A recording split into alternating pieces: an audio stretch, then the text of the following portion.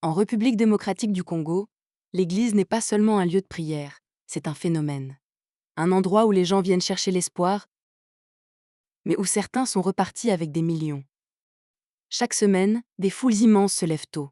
Elles marchent, elles chantent, elles donnent. Parfois leur dernier billet, parfois bien plus. Et pendant que les fidèles prient pour un miracle, d'autres regardent les chiffres grimper. Des voitures de luxe garées devant des temples. Des cultes retransmis à la télévision, sur YouTube, sur Facebook, partout. La foi est devenue globale. Et surtout, rentable. Aujourd'hui, on ne parle pas de religion au sens classique. On parle de pouvoir, d'influence, de réseau et d'un argent qui circule en silence. La question n'est plus est-ce qu'ils prêchent bien, mais combien vaut leur parole? Parce que oui, au Congo, certains sermons valent des millions de dollars. Dans cette vidéo, je vais te montrer qui sont les 7 pasteurs congolais les plus riches, comment ils ont bâti leur empire, d'où vient réellement leur argent et pourquoi leurs églises attirent autant de monde. Attention, les chiffres que tu vas entendre vont te surprendre, les histoires vont te choquer, et certains noms, tu les connais déjà. Ce n'est pas une attaque, ce n'est pas une louange non plus. C'est une plongée dans un monde où la foi, le business et le pouvoir se croisent. Si tu pensais que seuls les hommes d'affaires contrôlaient l'économie, reste jusqu'à la fin. Et crois-moi, le numéro 1 va te laisser sans voix. Avant de plonger dans ce classement, abonne-toi, aime la vidéo et active la cloche de notification pour ne manquer aucune de nos prochaines vidéos. C'est parti. À la 7e place, Pascal Mukuna. Pascal Mukuna est un pasteur congolais connu pour ses affaires controversées. Fondateur de l'église ACK, il dirige plusieurs milliers de fidèles, et ses églises sont présentes un peu partout au Congo, avec une concentration particulièrement forte à Kinshasa. Sa notoriété repose souvent plus sur la polémique que sur son message spirituel. Sa fortune, estimée entre 2 et 4 millions de dollars, provient principalement des dîmes, des offrandes et de ses investissements immobiliers. En plus de son ministère religieux, Pascal Mukuna est impliqué dans le football, notamment avec le FC Renaissance, où il a joué un rôle actif dans la gestion et le financement du club. Cette double visibilité dans la religion et le sport contribue à sa reconnaissance publique. Mais elle alimente également les critiques sur la manière dont il combine influence religieuse et affaires. Pascal Mukuna illustre un profil de pasteur dont la réputation tient autant aux controverses et polémiques qu'à l'impact réel de son ministère. Sa présence dans plusieurs villes du pays, et particulièrement à Kinshasa, lui assure une visibilité considérable, faisant de lui une figure très discutée dans le paysage congolais. À la 6e place, nous trouvons Joël Francis Tatou. Joël Francis Tatou est un pasteur congolais qui attire autant l'admiration que la controverse. Fondateur de l'église Porte des Cieux et de la mission apostolique et prophétique pour le réveil, il dirige une communauté d'environ 5 à 10 000 fidèles et a su exploiter les réseaux sociaux pour amplifier son influence, avec plus d'1 million de followers sur Facebook et une audience en ligne qui ne cesse de croître. Sa fortune, estimée entre 2 et 4 millions de dollars, provient des dîmes, des offrandes, de ses conférences et de diverses activités liées à son ministère. Il possède des villas modernes à Kinshasa et se déplace dans des véhicules de luxe, montrant un train de vie confortable qui attire parfois les critiques. Ce qui rend Joël Francis particulièrement intrigant, c'est son rôle revendiqué de prophète. Il affirme avoir une capacité à percevoir des visions spirituelles et à prédire certains événements, ce qui fascine une partie de ses fidèles et nourrit son charisme. Mais ce même rôle lui vaut également beaucoup de scepticisme et de critiques. Plusieurs observateurs et commentateurs religieux se demandent si ces prophéties sont toujours fondées, ou si elles ne servent pas parfois à créer un spectacle qui impressionne les foules. Les témoignages sur ces révélations sont variés. Certains les considèrent comme authentiques, d'autres les jugent exagérées, inconsistantes ou trop théâtrales. Cette ambiguïté contribue à son aura. Joël Francis Tatou devient une figure à la fois puissante et controversée, capable de mobiliser les foules tout en restant au centre des débats. Malgré ces zones d'ombre, il conserve une audience fidèle, surtout parmi les jeunes urbains connectés, qui voient en lui un leader moderne et dynamique.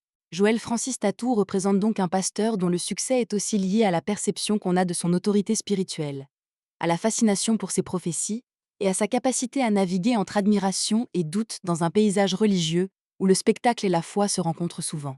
À la 5e place, Carlos Baruti. Carlos Baruti est l'un des pasteurs les plus influents de Kinshasa et un véritable bâtisseur d'empire spirituel. À la tête du Baruti Tabernacle, il dirige une église qui rassemble plus de 20 000 fidèles, un chiffre impressionnant pour le contexte congolais. Sa fortune est estimée entre 7 et 10 millions de dollars, provenant des offrandes massives, des conférences, des événements religieux et de plusieurs investissements immobiliers. Il possède des villas de standing et se déplace dans des véhicules de luxe, ce qui illustre un train de vie confortable et un pouvoir économique réel. Ce qui distingue Carlos Baruti, c'est sa capacité à transformer l'héritage spirituel en influence tangible. Son église fonctionne presque comme une entreprise bien structurée, avec une organisation qui lui permet de mobiliser de grandes foules et de générer des revenus réguliers. Toutefois, certains critiques soulignent que ce type de ministère, très axé sur le spectacle et les événements impressionnants, peut parfois donner l'impression que la foi et la gestion financière se confondent, laissant planer un doute sur la véritable nature spirituelle de certaines pratiques.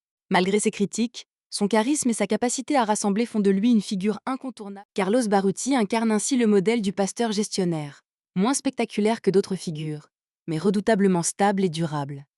C'est cette constance, alliée à une forte capacité de mobilisation financière, qui lui assure une place solide dans ce classement. À la 4e place, Moïse Mbiyé. Moïse Mbiyé est un pasteur et artiste gospel congolais, dont l'influence dépasse largement le cadre religieux traditionnel. À la tête de l'église Cité Bethel, il rassemble entre 15 et 25 000 fidèles. Mais son pouvoir ne se limite pas à ses sermons. Sa carrière musicale est devenue un levier majeur pour son ministère. Ses albums, concerts et chaînes YouTube génèrent des revenus importants, en complément des dîmes et offrandes de son église, ce qui contribue à une fortune estimée entre 5 et 8 millions de dollars. Il possède plusieurs villas modernes et se déplace dans des voitures de très haut standing, dont une Rolls-Royce Cullinan, symbole de son succès et de son rayonnement. Ce qui distingue Moïse, c'est sa capacité à mélanger foi, musique et médiatisation, mais sa visibilité lui a également valu certaines accusations controversées qui ont fait débat dans la presse et sur les réseaux sociaux. Même si ces accusations n'ont pas empêché son ministère de continuer et sa popularité de perdurer, elles ont marqué son image et alimenté la discussion sur la responsabilité morale des leaders religieux très médiatisés. Malgré cette controverse, sa capacité à mobiliser et inspirer demeure importante. Incarne une figure complexe où la musique, la foi et la polémique se mêlent, créant une influence incontestable, mais parfois questionnée dans le paysage religieux congolais. À la 3e place, nous trouvons Marcelo Tunasi. Marcelo Tunasi est l'un des pasteurs les plus influents et médiatisés de la République démocratique du Congo. Fondateur de l'église La Compassion, il rassemble plus de 30 000 fidèles et bénéficie d'une audience internationale grâce aux réseaux sociaux et aux plateformes numériques. Sa fortune est estimée entre 10 et 15 millions de dollars, provenant des offrandes, conférences, livres et activités médiatiques. Il possède plusieurs maisons de standing et des véhicules de luxe, ce qui illustre un train de vie conséquent et son statut de leader religieux puissant. Ce qui distingue Marcelo Tunasi, c'est sa capacité à combiner foi, médias et influence internationale. Ses sermons, conférences et vidéos touchent des publics bien au-delà de Kinshasa, ce qui lui confère une autorité et un rayonnement remarquables. Cependant, certains observateurs et fidèles ont critiqué la manière dont il met en avant son image, estimant que le spectacle autour de son ministère peut parfois prendre le pas sur la dimension spirituelle. Plus récemment, son nouveau mariage et certaines alliances personnelles ont également suscité des controverses, alimentant le débat sur sa vie privée et sur l'exemple qu'un pasteur de son envergure devrait donner. Malgré ces critiques, Marcelo Tunasi reste une figure incontournable. Son influence et sa capacité à mobiliser des foules impressionnantes font de lui un pasteur. Sa voix compte dans le paysage religieux congolais parce qu'elle dépasse le cadre de l'Église.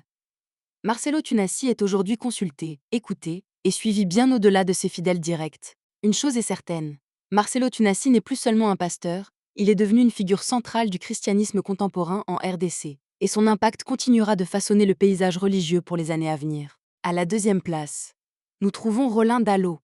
Roland Dallot est un pasteur qui évolue dans la catégorie des leaders religieux internationaux. À la tête du Centre missionnaire Philadelphie, il dirige une communauté de plus de 25 000 fidèles, avec des implantations dans plusieurs pays.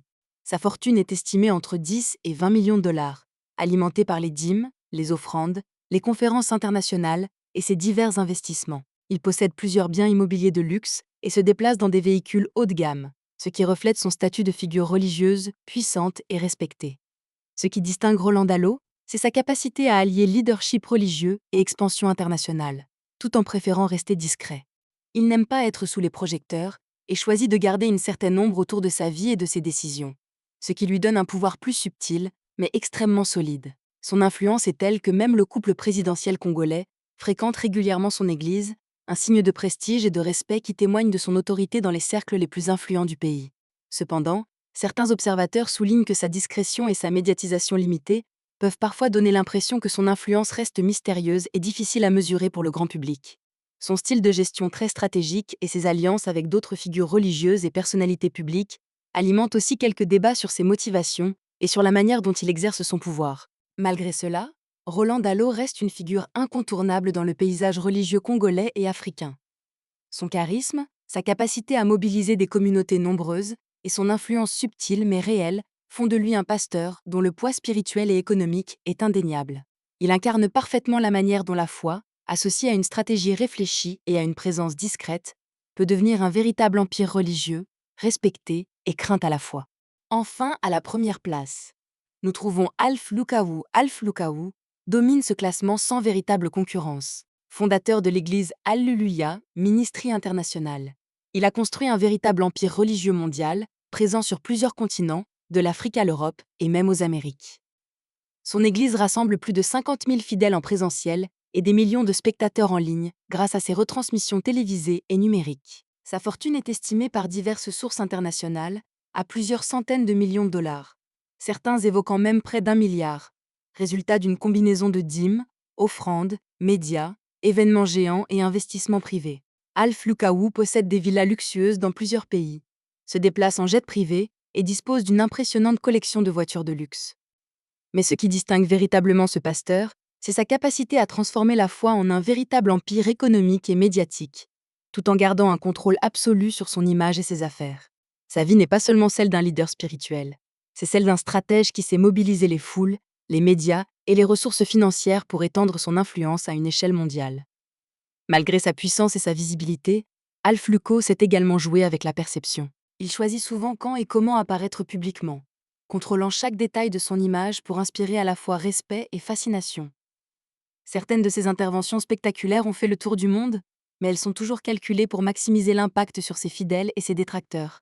Sa réputation n'est pas seulement liée à la richesse ou au nombre de ses fidèles, c'est aussi sa capacité à créer le mystère et la fascination autour de son ministère, transformant chaque sermon ou événement en un spectacle incontournable.